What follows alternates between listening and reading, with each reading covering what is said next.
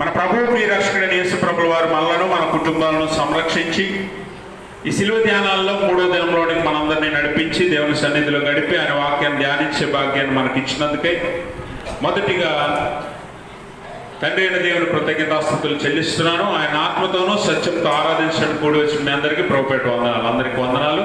దేవుడు మిమ్మల్ని మీ కుటుంబాలను మెండుగా దీవించి ఆశీర్వదించును గాక. ఈ దినము 3వ దినము ఏర్పాటు చేయబడిన లేఖన భాగాలు మనం చదువుగా విన్నాం. పాత నిబంధన పాఠ్య భాగముగా యెషయా గ్రంథము 52వ అధ్యాయము 7-8 వచనాలు, అలాగే సువార్త పాఠ్య భాగంగా మత్తయి సువార్త 20వ అధ్యాయము 26-28 వరకు ఉన్న లేఖన భాగాన్ని మనం చదివాము. ఈ లేఖన భాగాల నుంచి ఈరోజు మనం ఏర్పాటు చేసుకున్న అంశము సేవకుడు. సేవకుడు అనే అంశాన్ని మనం ఈరోజు ధ్యానించనై ఉన్నాము. అయితే మనం గమనించవలసిన విషయం ఏంటంటే, నిన్నటి దినాన దురాశ అనే అంశాన్ని ధ్యానిస్తూ యేసు ప్రభు వారి దగ్గరికి జెబెదయి కుమారుల తల్లి అయిన సలోమి యోహాను యాకోబులను తీసుకుని వచ్చి మనసులో ఒక దురాశ చేత స్వార్థంతో ఒక కోరికను కోరటం మనం విన్నాం, ధ్యానించాం నిన్న.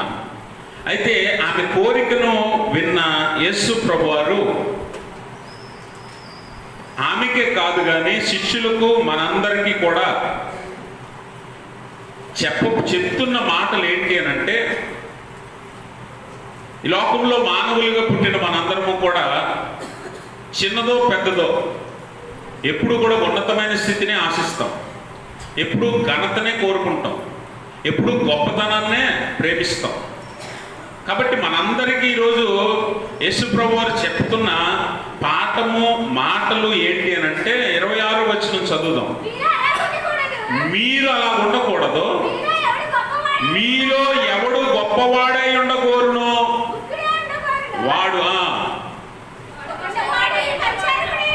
వాడు మీ పరిచారకుడై ఉండవలెను, మీలో ఎవడు ముఖ్యుడై ఉండకూడను వాడు మీ దాసుడై ఉండాలి. గమనించండి ప్రభునందు ప్రియమైన స్నేహితులారా, ఇక్కడ యేసు ప్రభువు అంటున్నాడు, ఇహలోక సంబంధమైన ఆచారాన్ని మీరు పాటించక, ఇహలోక సంబంధమైన ఆచారం ఎలా ఉంటుందట, అధికారి తన కింద ఉన్న వారి మీద అధికారం ప్రదర్శిస్తాడు, అధికారం చెలాయిస్తాడు.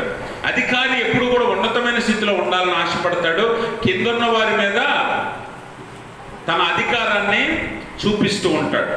కానీ మీరు అలా ఉండకూడదు అని అంటున్నాడు. విశ్వాసులుగా దేవుని సన్నిధికి పిలువబడిన మనము, దేవుని బిడ్డలైనటువంటి మనము, మనలో ఎవడైనా గొప్పవాడు అవ్వాలి అని ఆశపడితే వాడు పరిచారకుడు అవ్వాలి, ఎవడైనా ముఖ్యుడై ఉండాలి అని ఆశపడితే వాడు దాసుడై ఉండాలని యేసు ప్రభువు చెప్తూ ఉన్నాడు.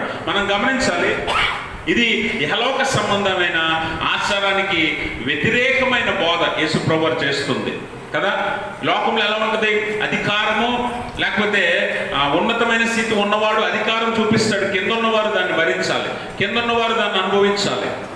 ఇహలోక సంబంధమైన ఆచారాన్ని పక్కన పెట్టి దానికి వ్యతిరేకంగా యేసు ప్రభు వారు ఇక్కడ ఒక గొప్ప బోధన చేస్తూ ఉన్నాడు. ఈ బోధలో ఆయన సేవకుడు అనేవాడు ఎలా ఉంటాడో, సేవకుడు ఎలా ఉండాలో, గొప్పవాడైనటువంటి వాడు ఎలా ఉంటే దేవుడు మెచ్చుతాడో, ముఖ్యుడైనటువంటి వాడు ఎలా నడుచుకుంటే దేవుడు ప్రేమిస్తాడో ఈ లేఖనంలో తెలియజేస్తున్నాడు. ఎందుకంటే యోహాను యాకోబుల గురించి వారి తల్లి వారు ప్రాముఖ్యమైన స్థానంలో ఉండాలని కోరుకుంటుంది, అగ్రపీఠంలో కూర్చోవాలని ఆశపడుతూ ఉంది, ఉన్నతమైన స్థానాలను వారి కొరకు కోరుకుంటుంది.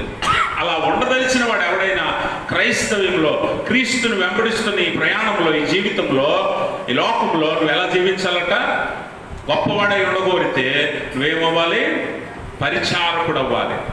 ప్రాముఖ్యుడిగా నువ్వు ఉండాలి అని అనుకుంటే నువ్వేమవ్వాలి, దాసుడు అవ్వాలి.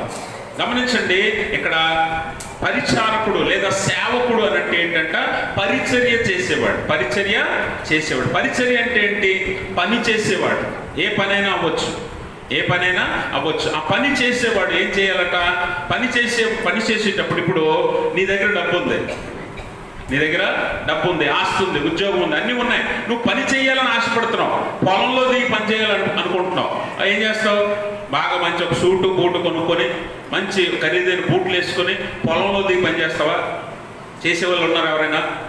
చేయలేము. ఎందుకంటే ఆ పని చేయటానికి నువ్వు నిర్ణయించుకున్నప్పుడు దానికి తగినట్లుగా నువ్వు పని చెయ్యాలి, అవునా? అందుకనే పరిచారకుడు ఎప్పుడు కూడా తన స్థాయిని స్థితిని మరిచి ఈ లోకంలో పరిచారకునిగా ఉండాలి. అట్టివాడే గొప్పవాడని యేసుప్రభువు తెలియజేస్తూ ఉన్నాడు. పని చేసేవాడు, పరిచర్య చేసేవాడు తన స్థాయి స్థితి మరిచిపోయి మనుష్యుల గొప్ప కొరకు కాదు కానీ తనకిచ్చిన ఆ పనిని నమ్మకంగా చేయాలని యేసుప్రభువు తెలియజేస్తూ ఉన్నాడు. అందుకనే యేసుప్రభువు వారు దీనికి మంచి ఉదాహరణగా మనకు కనిపిస్తాడు. ఈ లోకంలో మనందరము గొప్ప కొరకే, ఘనత కొరకే పనిచేస్తూ ఉంటాం. కానీ యేసుప్రభువు వారు ఎలా వచ్చాడంటే ఈ లోకానికి, యెషయా ప్రవక్త మనతో అంటాడు, ఈ యేసుప్రభువు వారు మన కోసం శ్రమ సేవకుడిగా వచ్చాడు. ఎలా వచ్చాడు? Suffering servant. సఫరింగ్ సర్వెంట్ అంటే మనందరి కొరకు శ్రమ పడటానికి, మనకు పరిచర్య చేయటానికి, మనందరి కొరకు తన ప్రాణం పెట్టడానికి ఈ లోకానికి వచ్చాడు. సఫరింగ్ సర్వెంట్, శ్రమ సేవకుడిగా ఈ లోకానికి యేసుప్రభువు వచ్చాడు. మరి ఈరోజు నిన్నెలా ఉండమంటున్నాడంట యేసుప్రభువు వారు? నువ్వు కూడా గొప్పవాడు అవ్వాలి, నువ్వు కూడా ప్రాముఖ్యుడిగా ఉండాలి అనుకుంటే నువ్వు పెత్తనం చెలాయించడం కాదు, అధికారం చూపించడం కాదు, నీ స్థాయి స్థితిని చూపించడం కాదు. నువ్వు ఎలా ఉండాలట? నువ్వు కూడా దాసుడై ఉండాలి, నువ్వు కూడా సేవకుడై ఉండాలి అని దేవుడు ఈరోజు మనందరికీ జ్ఞాపకం చేస్తూ ఉన్నాడు. అది సేవకుడు అవ్వచ్చు, లేకపోతే విశ్వాసం అవ్వచ్చు, దేవుడి చేత పిలువబడిన వారు ఎవరైనా అవ్వచ్చు. అందరికీ దేవుడు అప్పగిస్తున్న పని సేవ, పరిచర్య. చాలా మంది సేవ అంటే, పరిచర్య అంటే ఏమనుకుంటారంటే పాస్టర్ గారు లాగా బోధించాలి అనుకుంటారు.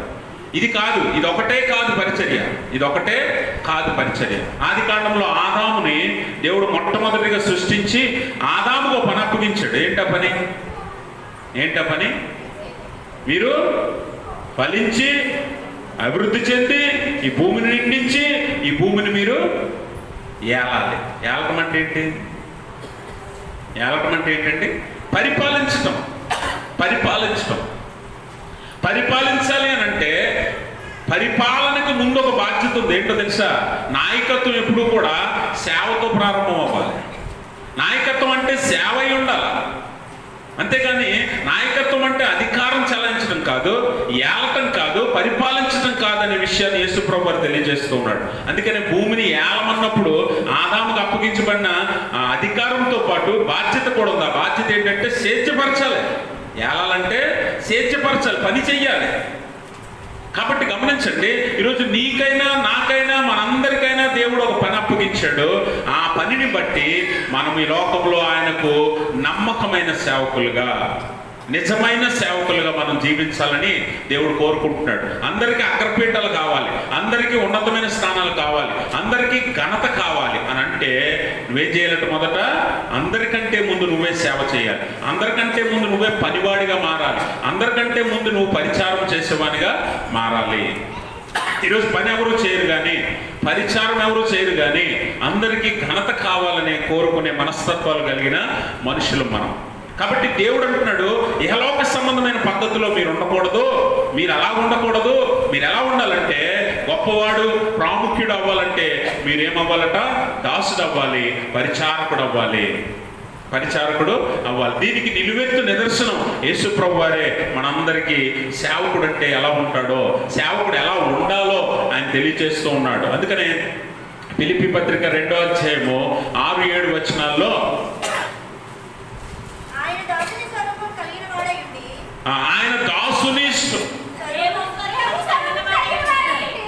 ఆయన దేవుని స్వరూపము కలిగిన వాడై ఉండి దేవునితో సమానముగా ఉండుట విడిచిపెట్టకూడని భాగ్యమని ఎంచుకొనలేదు కానీ మనుష్యుల పోలికగా పుట్టి దాసుని స్వరూపము ధరించుకొని తన్ను తాను రిక్తునిగా చేసుకున్నాడు. గమనించండి, ఇక్కడ యేసుప్రభువు వారు సేవకుడు ఎలా ఉంటాడో నిదర్శనం చూపిస్తూ ఉన్నాడు. అదేంటనంటే ఆయన మొట్టమొదట ఆయన స్థితి ఏంటంట?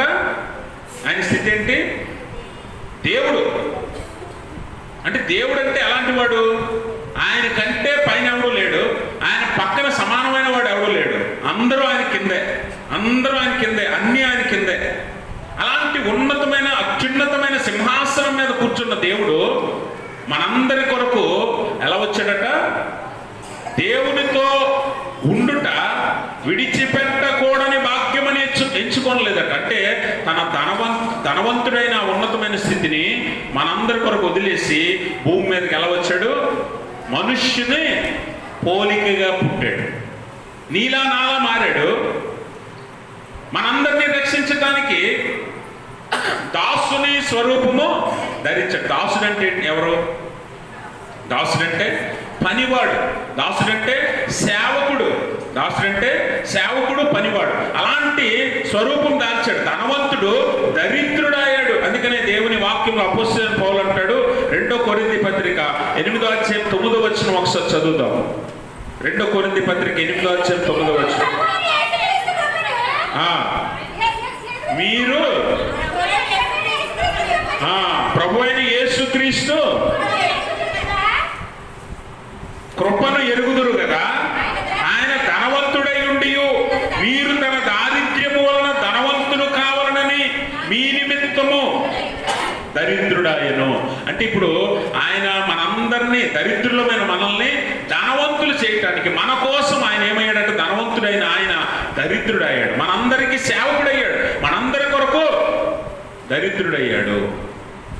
కాబట్టి ఒక నిజమైన సేవకుడు ఎలా ఉంటాడంటే తన స్థితిని, స్థాయిని వదిలేసి పరిచారం చేసేవాడిగా ఉండాలి. యేసు ప్రభువు దీనికి మనకు మాదిరి ఉంచుతున్నాడు, మాదిరి చూపిస్తూ ఉన్నాడు. ఈరోజు మనందరం మన స్థాయి విడవము, మన స్థితిని మర్చిపోం. కానీ మన స్థాయిని చూపించుకొని మనం పెత్తనం చేయాలని, లేకపోతే మన అధికారాన్ని చూపించాలని ప్రయత్నం చేస్తాం. పని చేయటానికి ఎవరు కూడా ఇష్టపడరు. ఒకవేళ చేసినా కూడా ఆ లాభాన్ని ఆశిస్తాం, ఏదో ఒకటి ఆశించి మనం పనిచేస్తాం. అది కాదు దేవుని ఉద్దేశంలో. గొప్పవాడెవడు అని అంటే, దేవుని ఉద్దేశంలో ప్రాముఖ్యమైన వాడెవడు అని అంటే, ఎవడైతే దాసుడిగా మారుతాడో, ఎవడైతే సేవకుడిగా పనిచేస్తాడో అట్టివాడే దేవుని దృష్టికి గొప్పవాడని ఈరోజు మనం నేర్చుకోవాలి. కాబట్టి ఆయన ధనవంతుడై ఉండి దరిద్రుడయ్యాడు, బలవంతుడై ఉండి బలహీనుడయ్యాడు, బలవంతుడై ఉండి బలహీనుడయ్యాడు. యెషయా 9వ అధ్యాయం 6వ వచనంలో ఆయనకు ఒక పేరు ఉంటుంది, ఆశ్చర్యకరుడు, ఆలోచనకర్త, బలవంతుడైన దేవుడు. బలవంతుడైన దేవుడు ఏమయ్యాడట? బలహీనుడయ్యాడు. శారీరకంగా మన కోసం బలహీనుడయ్యాడు. అందరూ ఆయనను దూషించారు, అందరూ ఆయనను కొట్టారు, అందరూ ఆయనను పిడిగుద్దులు గుద్దారు, అందరూ ఆయన వీపును చీల్చారు, అందరూ హేళన చేశారు, వీధుల్లో ఈడ్చుకుంటూ తీసుకెళ్లారు. అయినా కూడా ఆయన ఏం మాట్లాడలేదు. ఆయన ఎలాంటి వాడట? బలవంతుడైన దేవుడు. ఆయన ముందు ఎవడు నిలవలేడు, ఆయన ముందు ఎవడు పోరాడలేడు. అలాంటి బలవంతుడైన దేవుడు బలహీనుడిగా ఎందుకు మారిపోయాడు తెలుసా? నీ కోసం, నా కోసం. ఎందుకనంటే ఆయన ఏం చేస్తాడట? అందుకనే ఈ మత్తయి సువార్త 20వ అధ్యాయం 28వ వచనం చదవండి. అలాగే మనుష్య కుమారుడు పరిచారము చేయించుకొనుటకు రాలేదు గాని పరిచారము చేయుటకు అనేకులకు ప్రతిగా విమోచన క్రయధనము, విమోచన క్రయధనముగా తన ప్రాణం ఇచ్చుటకు వచ్చాడు. ఇక్కడ గమనించాలి, మనందరి మీద ఒక క్రయధనం ఉందట. ఎందుకు క్రయధనం ఉందంటే మనం చేసిన పాపాలను బట్టి, మనం చేసిన తప్పిదాలను బట్టి, దోషాలను బట్టి పాపమునకు మనం బానిసలమైపోయాము. ఈ పాపానికి బానిసలైన మనల్ని విడిపించటానికి ఆయన విమోచన క్రయధనం చెల్లించడానికి వచ్చాడు. ఈ విమోచన క్రయధనం ధనం కాదు, గమనించాలి. విమోచన క్రయధనం ఏంటి? ధనం కాదు. ధనం అయితే ధనవంతులకి రక్షణ అవసరం లేదు, అంతేనా? ధనం అయితే ధనవంతులకి రక్షణ అవసరం లేదు. మరి విమోచన క్రయధనం ఏంటట? ప్రాణం. ఎలాంటి ప్రాణం? నిర్దోషమైన ప్రాణం. నిర్దోషమైన ప్రాణము విమోచన క్రయధనముగా చెల్లించటానికి ఆయన సేవకుడిగా మారాడు. ఆయన సేవకుడిగా మారాడు. కాబట్టి ఆయన తన స్థాయిని, స్థితిని వదిలేసి పరిచారము చేయించుకున్నట్టు కాదు కానీ చేయుటకే వచ్చాడట, చేయుటకే వచ్చాడు. కనుక ఆయన ధనవంతుడై ఉండి దరిద్రుడయ్యాడు, బలవంతుడై ఉండి బలహీనుడయ్యాడు. ఆయన దేవుని స్థాయి విడిచి నరావతారిగా నీకోసం మారాడు. ఇప్పుడు నువ్వు పనివానిగా, పరిచారకునిగా ఉండాలి అని అంటే నువ్వేం చెయ్యాలి? నీ స్థితి, స్థాయి వదిలేసి అన్నీ మర్చిపోయి దేవునికి నమ్మకమైన పనివానిగా ఈ లోకంలో ఉండాలి. ఈ స్థాయిని స్థితిని విడిచిపెట్టాలని దేవుని వాక్యము జ్ఞాపకం చేస్తూ ఉంది. అందుకనే ఆయన అంటున్నాడు, ఆయన అంతటి వాడే, దేవుడు అంతటి వాడే. నేను పరిచారం చేయటానికే వచ్చాను కానీ చేయించుకోవటానికి కాదు అని అంటే, ఈరోజు మనుషులైనటువంటి మనము అనేకుల చేత పరిచారం చేయించుకునే వారముగా, లేదంటే ఒక ఉన్నతమైన స్థితిలో ఉండాలని ఆశపడే వారముగా మనం ఉంటున్నాము. అది దేవునికి అంగీకారం కాదన్న విషయాన్ని గుర్తుపెట్టుకోవాలి. పరలోకంలో మనకు దేవుడు ఆ స్థాయి ఇవ్వాలి అని అంటే, ఈ లోకంలో ఆయనకు నువ్వు నిజమైన సేవకునిగా, పరిచారకునిగా ఉండాలి. అందుకనే ఏ స్థాయి అనేది కాదు, పరిచర్య కేవలం ఒకటే ఉండదు, అనేకం ఉంటాయి. వాటి అవసరాన్ని బట్టి దేవుడు నీకు అప్పగించినప్పుడు ఆ పనిని నమ్మకంగా, యథార్థంగా నువ్వు చేసేవాడిగా ఉండాలి.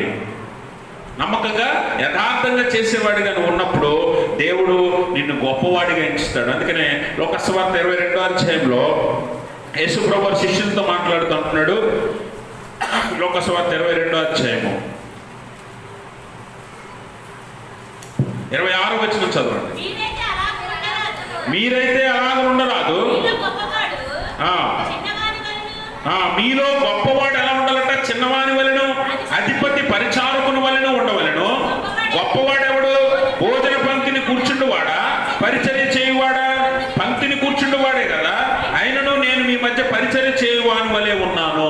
గమనించరా, ఇక్కడ మీలో గొప్పవాడు చిన్నవాని వలె ఉండాలట, అధిపతి పరిచారకుని వలె ఉండాలట. ఇప్పుడు భోజనాలు జరిగేటప్పుడు భోజనపు బల్ల దగ్గర కూర్చున్నవాడు గొప్పవాడా, వడ్డించేవాడు గొప్పవాడా? ఎవరు? కూర్చున్నవాడే గొప్పవాడు. ఇప్పుడు మనందరము కూర్చోవాలని ఆశపడతామా, పని చేయాలని ఆశపడతామా? ఏమండి, కూర్చోవాలని ఆశపడతామా, పని చేయాలని ఆశపడతామా? కూర్చోవాలని ఆశపడతాం, అంటే గొప్ప స్థాయినే కోరుకుంటాం. కానీ దేవుడు ఏమంటున్నాడంటే, అయినను నేను మీ మధ్య పరిచారకునిగానే ఉన్నాను. దేవుడు అంతటి వాడే పరిచారకునిగా ఉన్నప్పుడు నువ్వు నీ స్థాయిని తగ్గించుకుని దేవుని కోసం పనివానిగా మారవలసిన అవసరం ఎంతైనా ఉందని ఈరోజు లేఖనం మనకు జ్ఞాపకం చేస్తుంది. యోహాను యాకోబులు ఉన్నతమైన స్థితి కావాలంటున్నారు, మంచిదే, కోరుకోవటం తప్పు కాదు, కానీ దానికి తగినట్లుగా జీవించాలి. అందుకనే యేసు ప్రభువు వారిని అడుగుతున్నాడు, నేను త్రాగబోతున్న గిన్నెలోనిది మీరు త్రాగగలరా? తెలియకే తాగలం అంటున్నారు, తెలియకే తాగలం అంటున్నారు. కానీ వాస్తవానికి మరి దేవుడు ఆ ఉన్నతమైన స్థితి నీకు ఇవ్వాలి అని అంటే, నువ్వు దానికి ముందు తగినట్లుగా ఆయన దృష్టికి నువ్వు సేవకునిగా, దీనునిగా, తగ్గింపు కలిగిన వానిగా నువ్వు ఉండాలి. అలా లేకపోతే నువ్వు చేసే పనికి నువ్వు తగిన ప్రతిఫలం పొందలేవు. చాలామంది ఆశించి పనిచేస్తుంటారు, చాలామంది అందరూ చూడాలని పనిచేస్తూ ఉంటారు కదా. కొంతమంది పనిచేస్తే ఎప్పుడు చేస్తారు? ఎవరైనా చూసేటప్పుడు చేస్తారంటే పలానా వాళ్ళు పని చేస్తున్నారు అని తెలియాలని కదా. కొంతమంది ఉద్యోగాలు చేస్తారు, వ్యాపారాలు చేస్తారు, చేసేటప్పుడు ఏం చేస్తుంటాం మనం? యజమానుడు ఉన్నప్పుడు ఒకలా పనిచేస్తాం, యజమానుడు లేనప్పుడు వేరేలా పనిచేస్తాం. అవునా కాదా? చాలామంది పథకం పనికి వెళ్తారు, పథకం పనికి వెళ్తే చూశాను, మిమ్మల్ని కాదులే, చాలా చోట్ల చూశాను. పథకం పనికి వెళ్తారు, ఎవరైనా ఉంటే ఒకలా పని చేస్తారు. ఎవరైనా లేరనుకోండి, ఆ గట్టు మీద ఆ చెట్టు కింద పుట్ట కింద ఎక్కడో కూర్చొని టైం ఎప్పుడైపోతుందని చూస్తుంటారు. అవునా? నిజమా? నవ్వుతారండి. Very good. కాబట్టి యజమానుడు ఉన్నా లేకపోయినా నమ్మకమైన పనివానిగా నువ్వు ఉండాలి. అది దేవుడు కోరుకుంటున్నాడు. నీకు అప్పగించిన పని ఎవరు చూస్తారని కాదు, ఎవరు పొగుడుతారని కాదు, ఎవరు నిన్ను మెచ్చుకుంటారని కాదు. నువ్వు ఎలా చేయాలి? నమ్మకంగా చేయాలి. అందుకనే సేవకుడు అనే మాటకి యేసు ప్రభువు ఇక్కడ వాడిన పరిచారకుడు లేదా సేవకుడు అనే మాటకి గ్రీకు భాషలో 2 మాటలు వాడాడు యేసు ప్రభువు. ఒకటి డైకోనాస్ అంటే తనకి తాను ఇష్టపూర్వకంగా పనిచేసేవాడు, తనకి తాను వాలంటరీలీ సర్వీస్ అంటే తనకి తాను ఇష్టపూర్వకంగా పరిచర్య చేయడానికి వచ్చినవాడు. రెండోది డోలాస్ అంటే బాండెడ్ సర్వెంట్ అంటే కట్టుబడి ఉన్న ఒక సేవకుడు లేదా బానిస. ఈ 2 మాటలు అక్కడ వాడాడు. దాసుడు అనే మాటకి డోలాస్ అనే మాట వాడాడు. సేవకుడు లేదా పరిచారకుడు అనే మాటకి డయాకోనాస్ అనే మాట వాడాడు. ఈ రెండు యేసుప్రభు వారు ఎందుకు మాట్లాడాడంటే, ఒకడు నా సేవకుడు నా పరిచారకుడుగా ఉండాలి అని అంటే వాడు ఇష్టపూర్వకంగా నా పరిచయం చెయ్యాలి. రెండోది కట్టుబడి పని చెయ్యాలి. కట్టుబడి పని చేయాలి. Simply bonded slave. Bonded slave అంటే కట్టు బానిస. ఎలా ఉండాలి? ఆయనకు మనం బానిసలాగా, అనగా ఆయన పరిచారకునిగా ఆయనకు కట్టుబడి ఉండాలి. అలాగే ఇష్టపూర్వకంగా పరిచయం చేయాలి. ఇష్టపూర్వకంగా పరిచయం చేయాలి. ఇది దేవుడు కోరుకుంటున్నది. అందుకే సేవకుడు అనే మాట దగ్గర ఆయన ఈ మాటలు వాడినట్లుగా మనం చూస్తాం. కనుక నిజంగా నువ్వు దేవుని కొరకు బ్రతకాలి అనుకుంటే ఇష్టపూర్వకంగా ఆయన పని చేయి ఫస్ట్. రెండోది, ఆయన నిన్ను గొప్పవాడిగా ఎంచాలి అనుకుంటే నువ్వు ఆయనకు కట్టుబడి సేవకుడిగా పనిచేయి. ఆయనకు కట్టుబడి ఉండాలి. ఇప్పుడు పొద్దున్నే ఒక యజమానుడు వచ్చాడు. ఆ యజమానుడు పని చేయమని నిన్ను అడిగినప్పుడు నువ్వు ఒక ఒప్పందం కుదుర్చుకున్నావు. ఎంతకని ఒక పనిని ఒప్పందం కుదుర్చుకున్నావు. కుదుర్చుకున్న తర్వాత ఇంకొక యజమానుడు వచ్చి అతని కంటే ఎక్కువ ఇస్తానన్నప్పుడు నువ్వు ఈ కట్టుబాటుకి దాటి మళ్ళీ ఇంకొక వ్యక్తి దగ్గరికి నువ్వు వెళ్ళకూడదు. అది కట్టుబడి పని చేయడం అంటే. కట్టుబడి పని చేయడం అంటే కనుక ఆ కట్టుబడి పనిచేసే విశ్వాసిగా లేదా సేవకునిగా, అలాగే ఇష్టపూర్వకంగా ఆయన పరిచర్య చేసేవారిగా నువ్వు ఉండాలి. అందుకే గొప్ప సేవకునికి లేదా నిజమైన సేవకునికి ఉండే లక్షణాలు ఏంటో తెలుసా? మొట్టమొదటిది, స్వార్థము లేనటువంటి సేవకుడుగా ఉంటాడు. ఎలా ఉంటాడు? స్వార్థము లేనటువంటి సేవకుడుగా ఉంటాడు. చాలా మంది సేవకులు అవ్వచ్చు, పాస్టర్ గారులు అవ్వచ్చు, సంఘ పెద్దలు అవ్వచ్చు, విశ్వాసులు అవ్వచ్చు. అమ్మ ఏమైంది? ఏమైంది? ఇటువైపు దేవునికి స్తోత్రం. మీరు ఏవేమో ఆలోచించకండి. ఇక్కడ ఉన్నారు కదా, దేవుని దగ్గర ఉన్నప్పుడు దేవుని మాటలు పెట్టడానికే సిద్ధపడండి. ఆ పంచాయతీలు బయటికి వెళ్ళి పెట్టుకోవచ్చు. ఇప్పుడు అయిపోయిన తర్వాత అక్కడే ఉంటారు కదా, అవసరమైతే రాత్రి అంతా అక్కడ కూర్చొని మాట్లాడుకోండి. వాక్యం వినడానికి వచ్చినప్పుడు వాక్యమే వినాలి. అర్థమైందా? ఇక్కడ గంట కూర్చోలేకపోతున్నారు మీరు. ఇక్కడ కూడా పనికిమాలిన విషయాలు మీకు అవసరమా? వాక్యం కంటే విలువైనది ఏదీ లేదు. వినండి, దేవునికి స్తోత్రం. సేవకునికి ఉండవలసిన గుణ లక్షణాలు ఏంటో మనం ఈరోజు లేఖనం ద్వారా జ్ఞాపకం చేసుకుంటే, మొట్టమొదటిది, నువ్వు దేవుని పరిచారకునిగా పరిచారకురాలిగా ఉండాలి, దేవుడు నిన్ను మెచ్చాలి అని అంటే స్వార్థం ఉండకూడదు. ఏముండకూడదు? స్వార్థం ఉండకూడదు. ఈరోజు చాలాసార్లు మనం ఏం చేస్తామంటే, పాస్టర్ గారులు అవ్వచ్చు, పెద్దలు అవ్వచ్చు, విశ్వాసులు అవ్వచ్చు, స్వార్థం లేకుండా ఏ పని చేయరు. చేస్తారా? స్వార్థం లేకుండా ఏ పని చేయలేని సేవకుడు ఎవరైనా ఉన్నారా? విశ్వాసం ఎవరైనా ఉన్నారా? పెద్దలు ఎవరైనా ఉన్నారా? ఏదో ఆశించి చేస్తున్నారు. ఈరోజు సంఘం ఇంకా దిగజారిపోయింది. ఎంతగా అంటే, పాస్టర్ గారు కొంతమంది సేవకులు, అందరూ నేను అనగానే, కొంతమంది సేవకులు ఎక్కడికైనా పరిచర్యకి పిలిస్తే, వాక్య పరిచర్యకి ఎంత ఇస్తారు? ఫస్ట్ ఎంత ఇస్తారు? రెండోది, రాను పోను ఛార్జీలు ఇస్తారా? అక్కడికి రాగానే మంచి భోజనం పెడతారా? నేను అడిగితే పెడతారా? అక్కడికి వచ్చాక రెస్ట్ తీసుకోవడానికి ఒక ఏసీ రూమ్, మంచి రూమ్ ఇస్తారా? నా వెనకాల కొంతమంది ఉంటారు, వారికి కావలసినవన్నీ ఏర్పాటు చేస్తారా? ఇవన్నీ అడిగ్గా రావట్లేదు పరిచర్యకి చాలామంది. అవునా కాదా? అవునా కాదా? యేసు ప్రభు వారు తన శిష్యులతో పరిచర్యకి వెళ్ళినప్పుడు అక్కడ పడుకోవడానికి ఉంటుందా, తినటానికి ఉంటుందా, లేకపోతే మాకు విశ్రాంతి తీసుకోవడానికి ఉంటుందా అని ఏమీ ఆలోచించకుండానే ఆయన వెళ్ళాడు. పైగా కొన్నిసార్లు కాలినడకలు వెళ్ళాడు యేసు ప్రభు. కాలినడకల శిష్యులను కూడా వెంట పెట్టుకొని ఆయన పరిచర్యకి వెళ్ళాడు. ఈరోజు సేవకుల పరిస్థితి అలా ఉంటే, సంఘ పెద్ద, ఇక్కడ డైకోనాస్ అనే మాట, ఆ మాట నుంచే డీకన్ అనే మాట వచ్చింది. డీకన్ అంటే పరిచారకుడని. సిఎస్ఐ ఎటువంటి చర్చెస్లో డీకన్ అభిషేకాలు ఉంటాయి. పాస్టర్ గారిని ఫస్ట్ డీకన్ చేస్తారు, తర్వాతే రెవరెండ్ ఇస్తారు. డీకన్ అంటే పరిచారకుడు. ఇప్పుడు చాలామంది సంఘ పెద్దలకు కూడా ఈ డీకన్ అనే మాట వాడతారు. సంఘ పెద్దలు ఏం చేస్తున్నారు? వాళ్ళు చేయాల్సిన పని ఏంటి? దేవుని పరిచర్య చేయాలి, యథార్థంగా నమ్మకంగా వాలంటరీలీ చేయాలి. వాలంటరీలీ అంటే ఏమి ఆశించకుండా చేయాలి సంఘ పెద్దలు. కానీ ఈరోజు చాలా సంఘాల్లో పెద్దలు ఏదో ఒకటి ఆశించే చేస్తున్నారు, లేకపోతే పదవులు ఆశించి చేస్తున్నారు, పెత్తనాలు ఆశించి చేస్తున్నారు. నువ్వేమి ఆశించకుండా దేవుని పరిచర్యని యథార్థంగా చేయటమే సేవ అంటే. అది ఏదైనా పాస్టర్ అవ్వచ్చు, లేకపోతే పెద్దలు అవ్వచ్చు, ఎవరైనా సరే. విశ్వాసులైన గొప్ప మంచోళ్ళనంటే విశ్వాసులు ఏం ఆశిస్తున్నారు ఏమండి?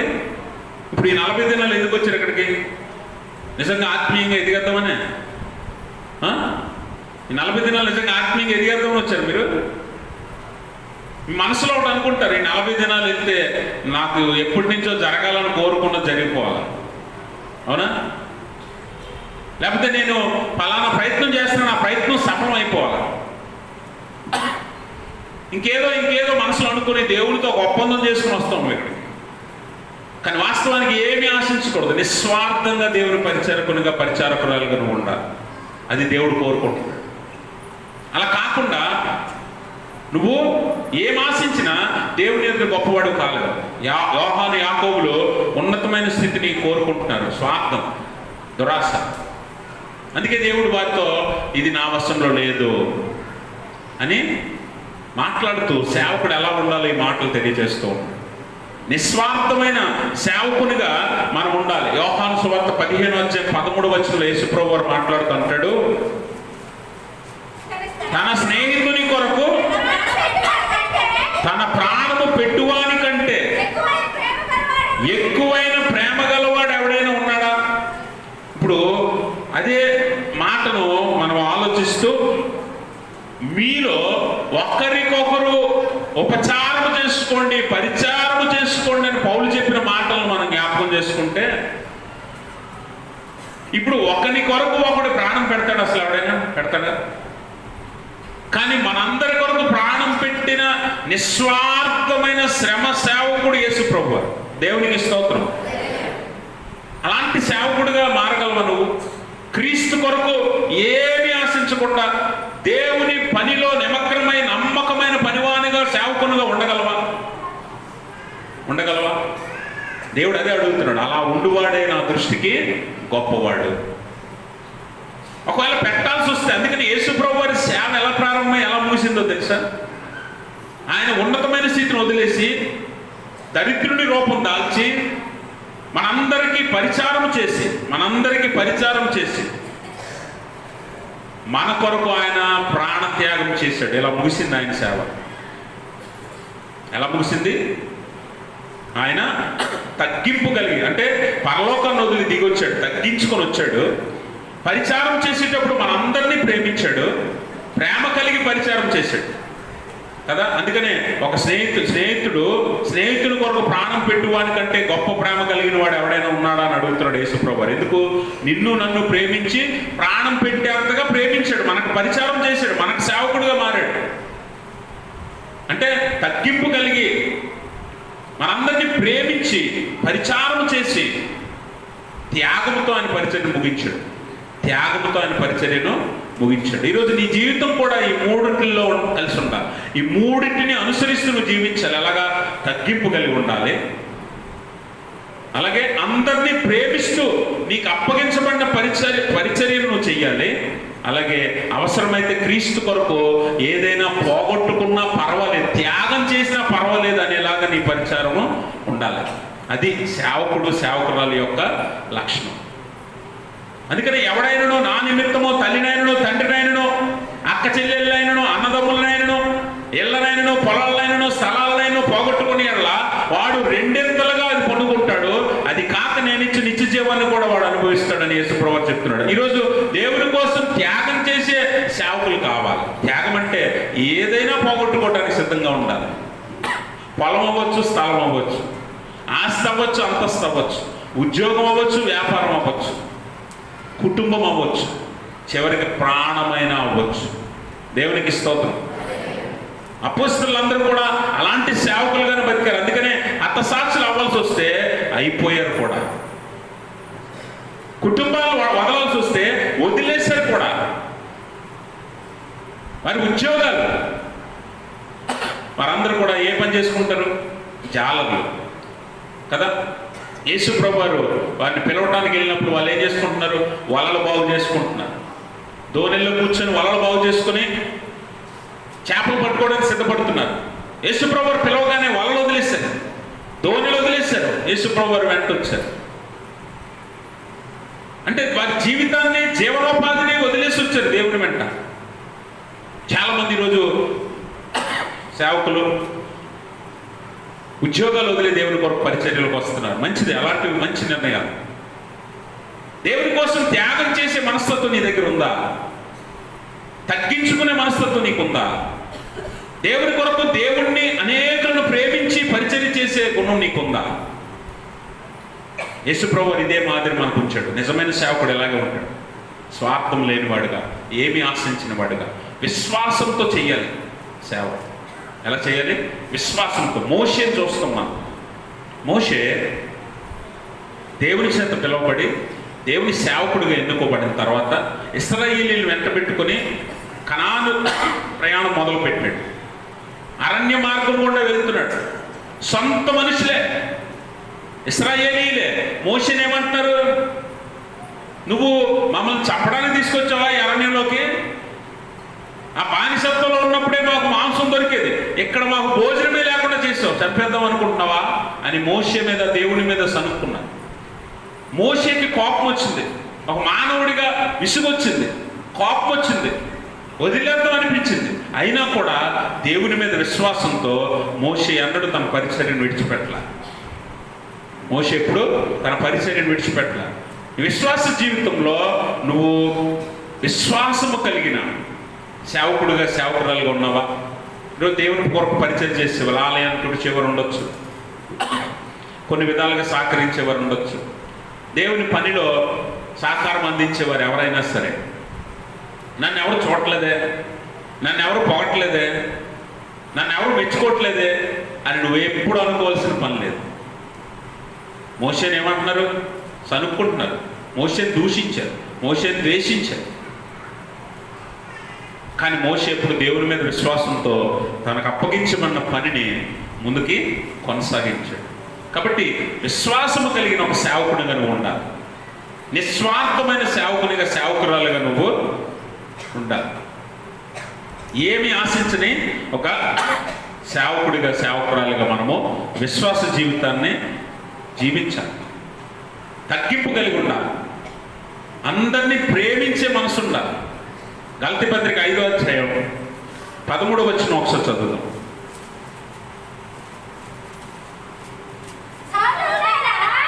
అమ్మా, సహోదరులారా, మీరు స్వతంత్రులుగా ఉండుటకు పిలువబడితిరి. అయితే ఒక మాట, ఆ స్వాతంత్రమును శారీర క్రియలకు హేతువు చేసుకొనక ప్రేమ కలిగిన వారై ఒకరికొకడు దాసులై ఉండండి. ఒకరికొకరు ఏమై ఉండమంటున్నాడు? దాసులై ఉండాలి. ఒకరికొకరు పరిచారం చేసుకోండి, ఒకరికొకరు ఉపచారం చేసుకోండి అని పౌలు అంటాడు. ఒకరికొకరు దాసులై ఉండడం అంటే ఏంటండి? ఒకరికొకరు దాసులై ఉండడం అంటే ఏంటి? పొరుగు వాడిని ప్రేమించకుండా ఒకరికి దాసులుగా మనం ఉండగలమా? ఎవరికైనా ఒక పని అవసరం ఉండ, వారికి పని చేయాలంటే వారిని నువ్వు ప్రేమించాలి. ప్రేమ లేకపోతే స్వార్థంతో పని చేయాలి, అంతేనా? ఒకరికి ఎవరికైనా నువ్వు పని చేసేటప్పుడు డబ్బులు ఇస్తారనే స్వార్థంతో వారికి పని చేస్తావు. లేదనంటే ప్రేమ కలిగి దాసునిగా ఉంటావు. ఇప్పుడు దేవుని వాక్యం ఏమంటుంది? ఒకరికొకరు ప్రేమ కలిగి ఒకరికొకరు దాసులై ఉండండి. స్వార్థంతో కాదు, ఏదో ఆశించి ఇప్పుడు నేను వాళ్ళకి చేశానంటే రేపు నాకు అది చేయాలి, నేను ఇప్పుడు వీళ్ళకి చేశానంటే నాకు కావాల్సిన డబ్బు ఇవ్వాలి, లేకపోతే నాకు కావాల్సింది ఇవ్వాలి అనే స్వార్థంతో కాక ప్రేమ కలిగి ఒకరికొకరు దాసులై ఉండండి. ఒకరికొకరు దాసులై ఉండండి. ఒకరికొకరు ఉపచారం చేసుకోండి, ఒకరికొకరు బోధించుకోండి. అది దేవుడు ఈరోజు నీకు నేర్పుతున్న పాఠం. సేవకుడు అంటే నిస్వార్థంగా ఉంటాడు, విశ్వాసం కలిగి ఉంటాడు, అందరినీ ప్రేమించేవాడు, అందరినీ సమానంగా చూస్తాడు, అందరినీ సమానంగానే ప్రేమిస్తాడు. ఒకరు ఎక్కువ ఒకరు తక్కువ ఏముండదు. ఈరోజు ఈ పొరుగు వారిని అందరినీ ఒకళ్ళని ఒకలాగా చూసే వాళ్ళు ఉన్నట్లయితే మీరు మీ మనస్తత్వాన్ని మార్చుకోండి. అందరినీ ఒకలాగే చూడటం నేర్చుకోండి, అందరినీ ఒకలాగే ప్రేమించడం నేర్చుకోండి. అది దేవుడు నిజమైన సేవకుడు సేవకురాలకు ఉన్న గుణలక్షణంగా దేవుడు మనకి నేర్పుతూ ఉన్నాడు. కాబట్టి మనం దేవుని మీద ఆధారపడాలి సేవలో ఎప్పుడు కూడా. అంటే ఈ విశ్వాస జీవితంలో మళ్ళీ సేవ అంటే సేవకుడే అనుకుంటున్నారు మీరు. సేవకుడే కాదు, విశ్వాసి కూడా దేవుని మీద ఆధారపడే ఉండాలి. మనుషుల మీద ఆధారపడకూడదు. అందుకనే విశ్వాస జీవితంలో దేవుని మీద ఆధారపడి నువ్వు నీ పరిచర్యలో దేవునికి నమ్మకమైన పనివానిగా పరిచారకునిగా ఉండాలి అని దేవుని వాక్యము తెలియజేస్తుంది. అందుకనే మనందరికీ యజమానుడైన దేవుడు మనకి పరిచర్యను అప్పగించాడు. ఆయనకి మనం సేవకులు, ఆయన యజమానుడు, మనం సేవకులు. కాబట్టి ఆయనకు నమ్మకమైన వారిగా మనం ఉండాలి, ఆయన మీదే ఆధారపడి ఉండాలి. అందుకే 123వ కీర్తనకాడు ఒక మాట అంటాడు, దాసుల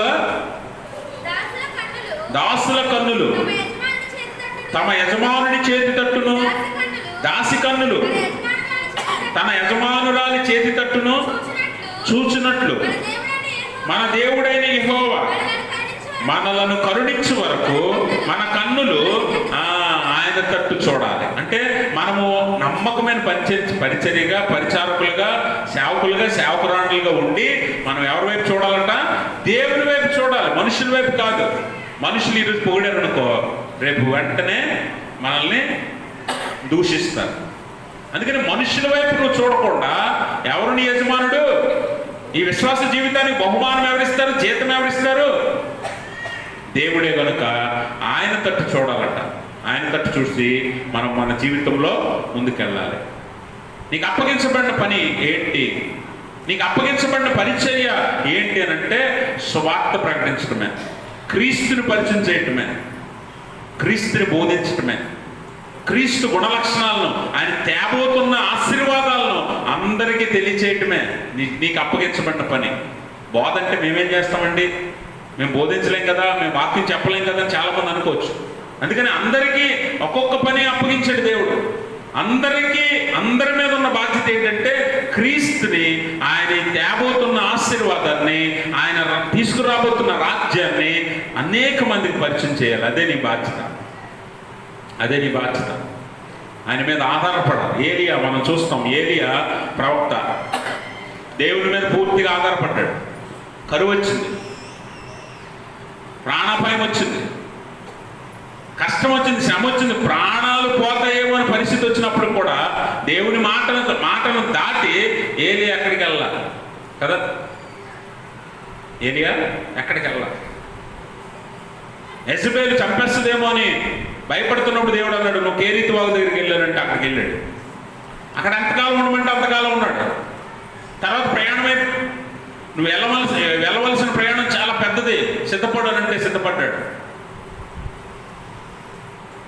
అంటే దేవుని మాటను దాటి ఎప్పుడు వెళ్ళా?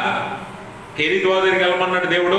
అక్కడ అన్నం ఉంటుందా, పడుకోవడానికి స్థలం ఉంటుందా, విశ్రాంతి తీసుకోవడానికి బాగుంటుందా, ఇవేవి ఆలోచించలేదు. దేవుడు వెళ్ళమంటే వెళ్ళాడు అంతే.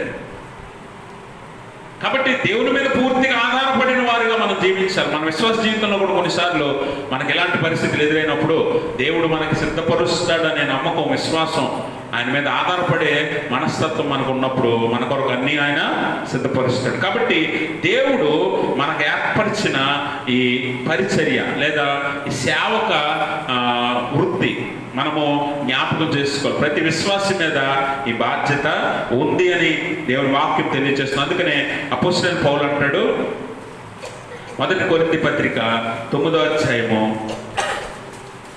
1 కొరింథీ పత్రిక 9వ అధ్యాయము 16వ వచనం చదవండి. నేను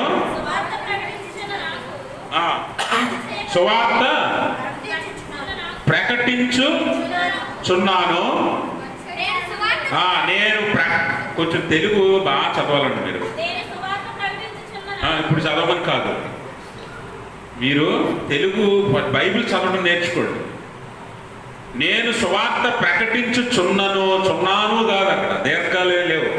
నేను ప్రకటించుచున్నాను, నాకు అతిశయ కారణం లేదు. అంటే నేను సేవ చేస్తున్నా, బోధ చేస్తున్నా, సువార్త ప్రకటిస్తున్నా, నా దగ్గర గొప్ప కారణం ఏమీ లేదు అతిశయపడటానికి.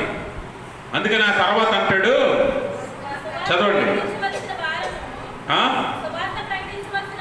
సువార్త ప్రకటించవలసిన భారము నా మీద మోపబడి ఉన్నది.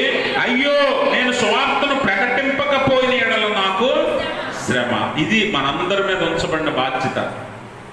మనందరినీ దేవుడు పిలిచిన కారణం ఇది. మనందరికీ సువార్త ప్రకటించవలసిన బాధ్యత, భారము మన మీద మోపాడు. ఏం ప్రకటించాలి? ఏం ప్రకటించాలి? అందుకనే చదవబడిన యెషయా గ్రంథము 52వ అధ్యాయము 7వ వచనం చదివితే, సువార్త ప్రకటించుచు సమాధానము చాటించుచు, సువార్తమానము ప్రకటించుచు, రక్షణ సమాచారము ప్రచురించు వాని పాదములు, నీ దేవుడు ఏలుచున్నాడని సియోనుతో చెప్పుచున్న వాని పాదములు పర్వతముల మీద ఎంతో సుందరములై ఉన్నవి. గమనించారా? దేవుని వార్తను మోసుకెళ్లే వారి పాదాలు ఎలా ఉన్నాయట? సుందరములై ఉన్నవి. ఇప్పుడు నీకు అప్పగించబడిన బాధ్యత ఏంటో తెలుసా? ఇప్పుడు ఒక పాస్టర్గా నేను చెప్పినట్టుగా నిన్ను బోధించమని అంటలా దేవుడు. అర్థమైందా? నాకు ఇవ్వబడిన పరిచర్య నేను చేస్తున్నాను. నీకు ఇవ్వబడిన పరిచర్య ఏంటో తెలుసా? నీ ఇరుగు పొరుగు వారిని నువ్వు అందరినీ ప్రేమించి, ఎవరైతే ఈ సువార్త అందుకోలేదో వారికి క్రీస్తుని పరిచయం చేయి. దేవుడు తీసుకురాబోతున్న ఈ ఆశీర్వాదాలను గుర్తు చేయి. అదేంటంటే, మొట్టమొదటిది ఏంటట? సువార్త, సమాధాన సువార్త. రెండవది సువార్త. మూడవది రక్షణ సమాచారం. రక్షణ సమాచారం. గమనించాలి. మొట్టమొదటిది ఏంటంటే సమాధానము. సమాధానం అంటే దేవుడు ఏలబోచున్నాడు. చూడండి 7వ వచనంలో, 8వ వచనంలో, 7లోనే అంటాడు, నీ దేవుడు ఏలుచున్నాడని సియోనుతో చెప్పుచున్న వాని పాదాలు. ఏలుచున్నాడంటే దేవుని రాజ్యం వచ్చుచున్నది. దేవుడు అధికారము స్వాధీనపరుచుకుంటాడు. ఇప్పుడు పేతురు కూడా అదే అంటాడు, దేవుని రాజ్యం సమీపించుచున్నదని చెప్తాడు కదా. అంటే ఆయన రాజ్యం వచ్చినప్పుడు ఎలా ఉంటుందట? ఆయన సమాధానమును పంచుతాడు. సమాధానం అంటే యుద్ధాలు ఉండవు, కరువులు ఉండవు, లేకపోతే ఇంకా భయంకరమైన ప్రకృతి వైపరీత్యాలు ఉండవు. ఇవన్నిటి బట్టి నష్టపోతున్న వారు మీరు, మీ అందరికీ సమాధానం కలుగుతుంది, శాంతి, నెమ్మది కలుగుతుంది. ఇది సువార్త ప్రకటించవలసిన పద్ధతి. నువ్వేం చెప్పాలి? దేవుడు రాబోతున్నాడు, సమాధానం కలుగుతుంది, నెమ్మది కలుగుతుంది. రెండోది సువార్త. సువార్త అంటే సు అంటే మంచి, సు అంటే మంచి, వార్త అంటే వచనం, శుభవచనం అంటాం కదా, లేదా గుడ్ న్యూస్. సువార్త అంటే మంచి మాట చెప్పాలి. ఏంటా మంచి మాట అని అంటే, నీకున్న బాధలు, నీకున్న కన్నీరు, నీకున్న వ్యాధులు అన్నీ తొలగిపోయి నీకు సంతోషం కలుగుతుంది. ఇది సువార్త. సమాధానము, దేవుడు నీకు శాంతిని, నెమ్మదినిస్తాడు. సువార్తమానము, దేవుడు నీ బాధలను, వ్యాధులను అన్నింటినీ తీసేసి నీకు సంతోషాన్ని కలుగజేస్తాడు. మూడోది రక్షణ వర్తమానం. రక్షణ వర్తమానం ఏంటో తెలుసా? యేసు ప్రభువారు నీ కొరకు రానై ఉన్నాడు. నీ కొరకు విమోచన క్రయధనముగా చెల్లించి, ఆయన తన ప్రాణాన్ని చెల్లించి నీకు రక్షణ అనుభవాన్ని ఇచ్చాడు. ఆయన లేకపోతే రక్షణ లేదు. ఇది నువ్వు తెలియచేయాలి. ఎందుకంటే ఆయన రాజ్యము వచ్చుచున్నది. ఆయన రాజ్యంలో ఎలా ఉండాలంటే నువ్వు, అందుకని ఈ లోక రాజ్యంలో ఎలా ఉంటావు? గొప్పవాడికే ఉన్నతమైన స్థితి, గొప్పవాడికే అగ్రపీఠాలు, గొప్పవాడికే గౌరవాలు, గొప్పవాడికే మర్యాదలు. కానీ దేవుని రాజ్యంలో ఎలా ఉంటుందట? దేవుని రాజ్యంలో ఎలా ఉంటుందంటే, అల్పుడైన వాడే గొప్పవాడు, సేవకుడైన వాడే గొప్పవాడు, లేకపోతే దాసునిగా మారిన వాడే దేవుని దృష్టిలో ప్రాముఖ్యమైన వాడు. అందుకే యేసు ప్రభువారు శిష్యులందరినీ కూర్చోబెట్టి పాదాలు కడుగుతూ ఉన్నాడు. పాదాలు కడిగి ఆయన నిజమైన సేవకుడి మాదిరిని చూపిస్తూ ఉన్నాడు. ఈరోజు ఎంతమంది వారిని వారు పూర్తిగా తగ్గించుకోగలరు? వారిని వారు సమస్తము వారి స్థితిగతి మర్చిపోయి పూర్తిగా దేవుని కొరకు వారిని వారు తగ్గించుకోగలరు, దీనులుగా మారగలరు, అల్పునిగా మారగలరు. ఈరోజు దేవుడు అడుగుతున్నాడు. అదే నీ జీవితానికి ఆశీర్వాదము, దీవెన. కాబట్టి ఎవడైతే పూర్తిగా తగ్గింపు కలిగి ఉంటాడో, అందుకని దేవుని వాక్యం అంటుంది, నువ్వు చదువుకున్న ఉత్తర ప్రత్యుత్తర భాగంలో 38వ సంకీర్తనలో మరి దేవుడు ఈ లోకం గురించి మాట్లాడుతూ ఉంటున్నాడు. చివరి మాటల్లో మనం చూస్తాం. 20వ వచనం, మేలునకు ప్రతిగా వారు కీడు చేయుచున్నారు, నేను ఉత్తమమైన దానిని అనుసరించుచున్నందుకు వారు నాకు. ఉత్తమమైనది అనుసరించే వారికి లోకం ఎప్పుడు శత్రువులు అవుతుందట. కాబట్టి లోకం ఏం కోరుకుంటుంది? డబ్బు ఉన్నవాడిని పైన కూర్చోబెట్టు, అధికారం ఉన్నవాడిని పైన కూర్చోబెట్టు, పరపుతున్నోడిని గౌరవించి అంటది. కానీ లోకముకు వ్యతిరేకముగా దేవుని రాజ్యం ఉంది. ఆ రాజ్యములో అల్పుడైన వాడే పైన కూర్చుంటాడు. దరిద్రుడే అబ్రహాము రొమ్మున నెమ్మది పొందుతున్నాడు. ఈ సువర్తమానము అందరికీ నువ్వు చెప్పవలసిన బాధ్యత నీ మీద ఉంది. అది ఎక్కడి నుంచి మొదలెట్టాలి? నువ్వు నీ ఇంట్లోంచి మొదలు పెట్టాలి. నీ ఇంట్లోంచి మొదలు పెట్టాలి. నీ భర్తకు చెప్పు, నీ పిల్లలకి చెప్పు, నీ బంధువులకి చెప్పు, నీ స్నేహితులకు చెప్పు. చాలు, నీ బాధ్యత అదే. ఎక్కడికక్కడికి వెళ్ళిపోకర్లా, నువ్వు కొండల్లో గుట్టల్లో తిరగక్కర్లా. దాని కొరకు ఏర్పరచబడిన సేవకులు అనేక మంది ఉన్నారు. నువ్వు చేయవలసిన పని ఏంటో తెలుసా? నీ ఇంటి నుంచి మొదలుపెట్టి సువార్త. దేవుడు ఆయన రాజ్యంలో నీకు ఇవ్వబోతున్న ఆశీర్వాదాలు నీ కుటుంబానికి చెప్పుకో ఫస్ట్. అదే నీకు ఇవ్వబడిన బాధ్యత. అప్పుడు అందులో నువ్వు నమ్మకంగా ఉండు. ఏం ఆశించు, దేవుని మీద ఆధారపడు, యథార్థమైన పరిచయం చేయి.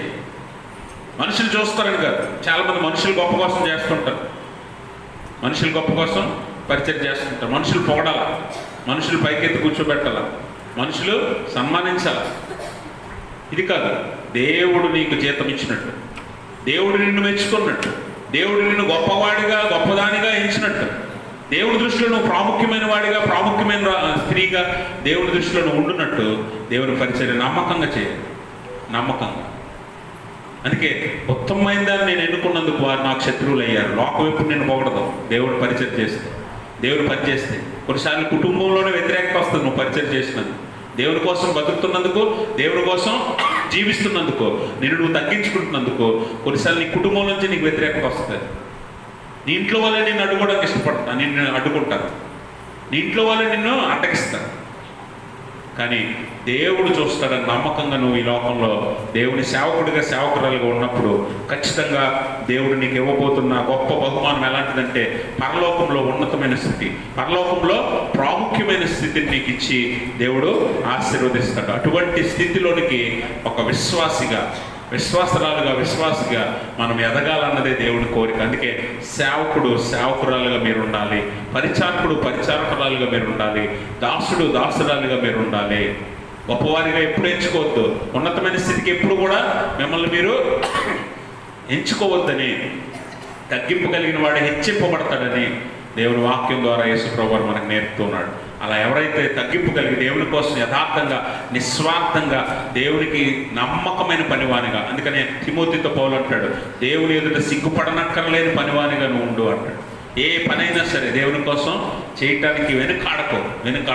అది ఏదైనా సరే, ఎంత చిన్న పనైనా ఎంత పెద్ద పనైనా దేవుని కోసం వెనుకాడకు. అందుకే పౌలే అంటాడు, సమయమందు అసమయమందు కూడా సువార్త ప్రకటించు అంటాడు.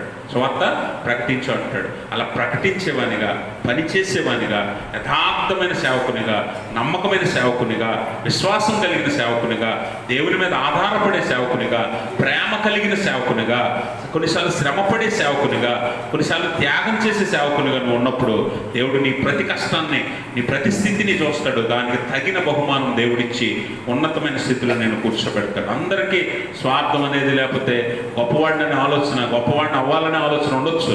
కానీ అది పొందాలంటే దేవుని ఎదురు నువ్వు ఎలా ఉండాలో తెలుసుకో. దాన్ని బట్టే దేవుడు నీకు ఆ స్థాయిని ఇస్తాడు. అట్టి స్థితి దేవుడు తన పరిశుద్ధాత్మ ద్వారా మనందరికీ దయచేయును గాక. ఆమేన్. సమస్త జ్ఞానం ఇచ్చిన దేవుని సమాధానం.